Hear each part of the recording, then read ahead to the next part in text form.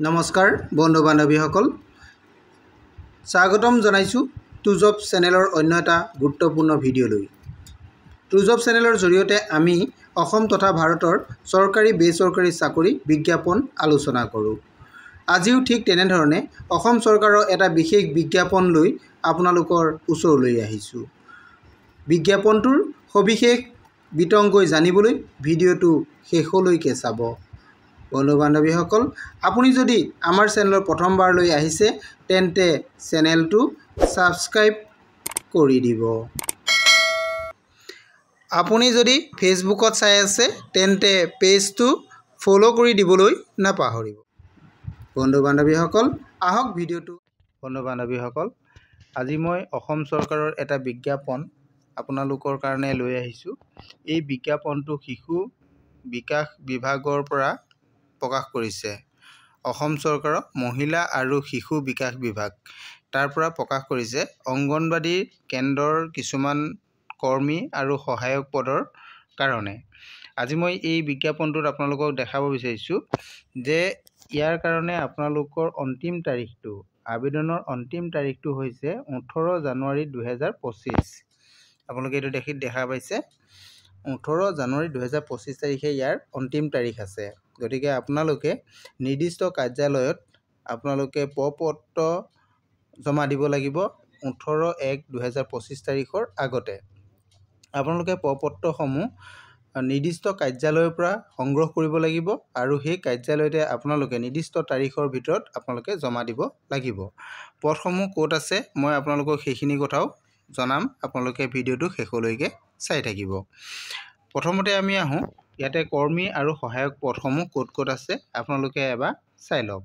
ইয়াতে মুঠ আপোনালোকৰ পদ আছে, চাব পাৰিব আপোনালোকে 30টা, মুঠ 30টা পদ আছে। 30টা পদৰে ইয়াৰে 29টা পদ সহায়িকা পদ আছে আৰু এটা পদ আছে অংগনবাড়ী কৰ্মীৰ কাৰণে।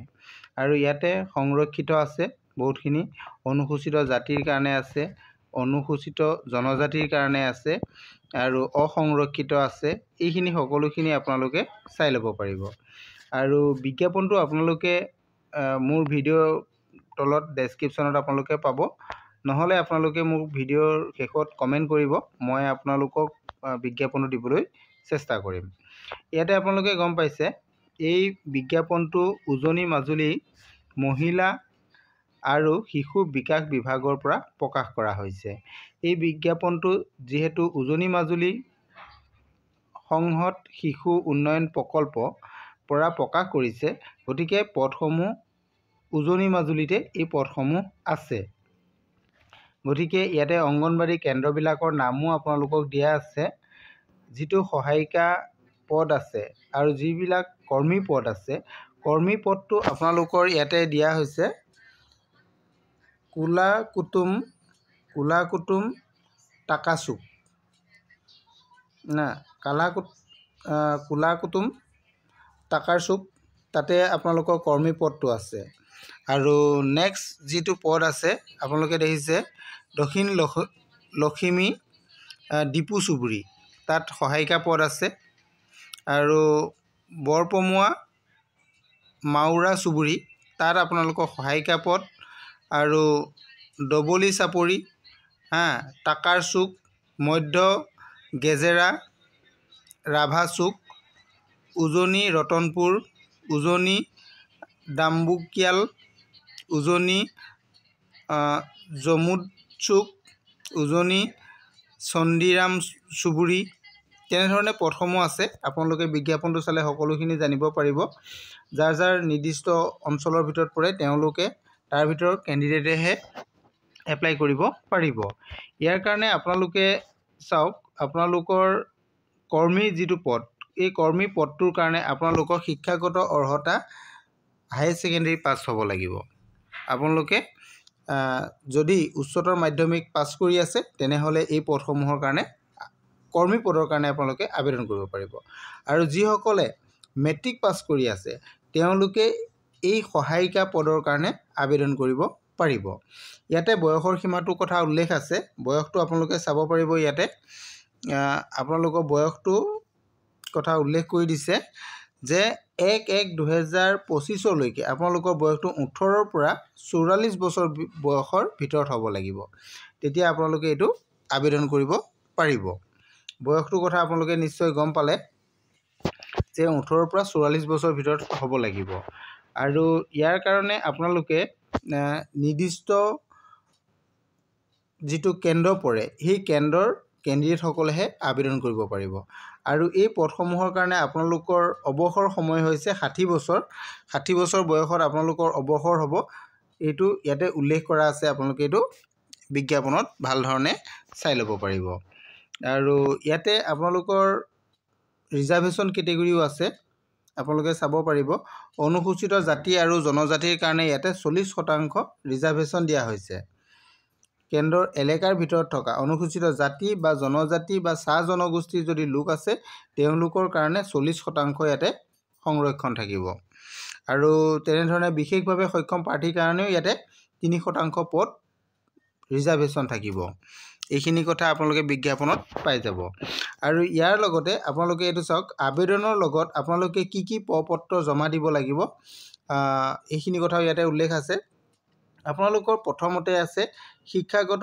অৰ্হতাৰ প্ৰমাণপত্ৰ নাম্বাৰ 1 শিক্ষাগত অৰ্হতাৰ প্ৰমাণপত্ৰ সাৰ্টিফিকেট এণ্ড মাৰ্কশ্বিট অৰ্থাৎ আপোনালোকৰ যিসকলে কৰ্মীৰ কাৰণে আবেদন কৰিম বুলি ভাবিছে তেওঁলোকে হাই সেকেন্ডাৰী সাৰ্টিফিকেট আৰু মাৰ্কশ্বিট দিব লাগিব আৰু যিসকলে সহায়িকা পদৰ কাৰণে এপ্লাই কৰিম বুলি ভাবিছে তেওঁলোকে তেওঁলোকৰ মেট্ৰিকৰ সাৰ্টিফিকেট আৰু মাৰ্কশ্বিট দিব লাগিব তাৰ পিছত আহিলে আবেদনকাৰী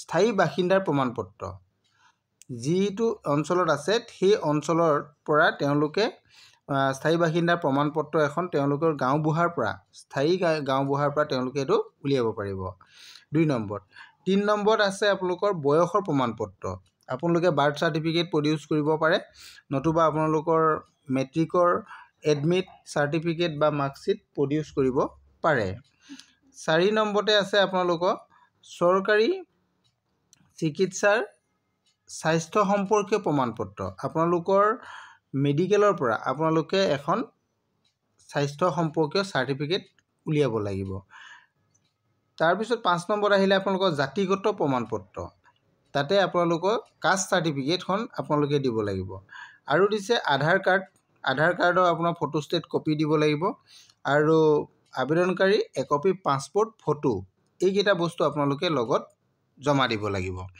লগত আৰু ফৰ্মখন আপোনালোকে নিৰ্দিষ্ট কাৰ্যালয়ৰ পৰা লৈ ল'ব তাৰ পৰা আনি এইখিনি বস্তু লৈ আবেদনত আপোনালোকৰ নিজৰ স্বস্বাক্ষৰ কৰি আবেদনখন জমা দিব লাগিব এইখিনি আছিল আৰু আপোনালোকক মই অলৰেডি ক'লোৱে যে আপোনালোকে ফৰ্মখন অফিচৰ পৰা লৈ ল'ব পাৰিব অফিচৰ এড্ৰেছটো আপোনালোকে নিশ্চয় জানে যে উজনি মাজুলী সংহত শিশু উন্নয়ন প্ৰকল্প জেংৰাইমুখ ইয়াতে অফিসটো আছে সেই অফিসৰ পৰা আপোনালোকে গৈ ফৰ্মখন ল'ব লাগিব ফৰ্মখন লৈ আপোনালোকে এইখিনি ডকুমেন্টস লগত লৈ আপোনালোকে 18 জানুৱাৰীৰ ভিতৰত গৈ ফৰ্মখন জমা দিব লাগিব আৰু ইয়াৰ পিছৰ যিখিনি হ'ব আপোনালোকৰ পৰৱৰ্তী যিখিনি কাম হ'ব সেই কামখিনি আপোনালোকে কাৰ্যালয়ৰ পৰা খবৰ লৈ থাকিব পাৰিব ইয়াৰ কাৰণে আপোনালোকক আৰু এটা বিশেষ কথা ইয়াতে উল্লেখ আছে যেটো আপোনালোকৰ বাছনি হ'ব